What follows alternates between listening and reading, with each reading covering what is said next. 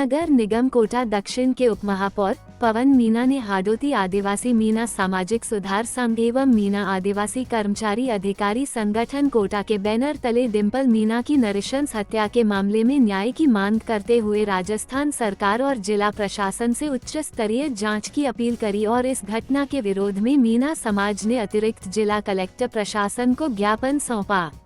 पवन मीना ने कहा, डिम्पल की मृत्यु पूर्व दिए बयान और पुलिस द्वारा की गई जांच में भारी भिन्नता है, जिससे मामला संदिग्ध बना हुआ है। हम मांग करते हैं कि इस मामले की उच्च स्तरीय या सीबीआई जांच करवाई जाए ताकि दोषियों को कड़ी से कड़ी सजा मिल सके।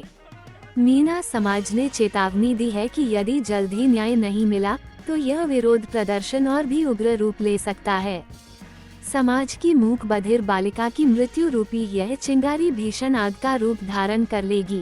होश में आओ, होश में आओ। राजस्थान सरकार होश में आए, होश में आओ, होश में आओ। राजस्थान सरकार होश में आए, होश में आओ, होश में आओ। अभी हाल फिलहाल ही पिछले महीने 9 मई को करौली जिले के हिंडौन तहसील में एक 10 वर्ष की बालिका जो कि मुकबधिर थी, जो ना बोलना जानती थी ना सुन सकती थी, उसके साथ एक जघन्य अपराध हुआ जिसमें उसे खेत में जो है उसके साथ दुराचार करने का प्रयास किया गया होगा और फिर उसके बाद उसके जो प्राइवेट पार्ट्स थे उसको पूरी तरीके से जला दिया और कुछ इलाज के दौरान कुछ ही दिन के बाद में उसकी मृत्यु हो जाती है।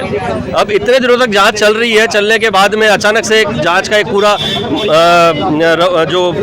रास्ता पूरा बदल दिया जाता है, जांच को एक नया मोड़ दे दिया जाता है। ये बताया जाता है कि बच्चे की मृत्यु जो है वो जहर खाने की वजह से हुई है, कीटनाशक खाने की वजह से हुई है और उसमें जो है उसके मामा को जो है लिप्त होना बताया। हम ये मान के चलते हैं ये पूरी जांच को गुमराह करने का एक तरीका है, क्योंकि ये पूरी तरीके से गलत है। क्योंकि अगर जिस तरीके से उसके साथ जो घटना हुई है, जिस तरीके से उसको जलाया गया है, इसमें हम ये मान के चलते हैं कि कोई भी माँ बाप इतने निर्दयी नहीं हो सकते कि अपने बच्चे को, एक 10 साल की बच्ची को इस बुरी तरीके से मतलब जला दें। और जिस तरीके से जो अभी SIT जो गठित की गई थी, उन्होंने जो जांच सामने पेश की है, उसमें ये बताया गया है कि भाई बच्ची ने जो है खुद ने अपने ऊपर ज्वलनशील पदार्थ डाल ली है। तो आप ये मान के चले कि आज तक कभी ऐसा सुनने में नहीं आया कि 10 साल की बच्ची जो है, 10 साल की बालिका जो सुन सकती है ना बोल सकती है, उसके मन में आत्महत्या का प्रयास कैसे हुआ होगा। और अगर आत्महत्या करने का हुआ भी है तो आत्महत्या जब कोई इस तरीके से करता है तो वो अपने ऊपर डालता है। और जब अभी आप देखेंगे तो इस तरीके से पूरा जो भी व्यक्ति है वो बहुत ज़्यादा पूरे शरीर, उसका चेहरा और उसका सर सब जल जाता है। पर डिम्पल के केस में अगर आप देखेंगे तो सिर्फ प्राइवेट पार्ट्स के ऊपर जो है ज्वलनशील पदार्थ डाला गया है, उसे चोटिल किया गया है। तो इससे ये साबित होता है कि कहीं ना कहीं उसके साथ कुछ ना कुछ गलत काम किया गया होगा।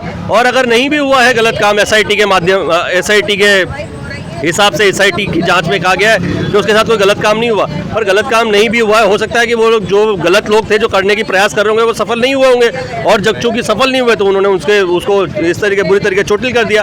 आज वो बच्ची जो है एक मासूम बच्ची थी, आज एक गरीब परिवार के साथ, दूध बेचने वाले परिवार की एक बच्ची के साथ में ये घटना हुई है।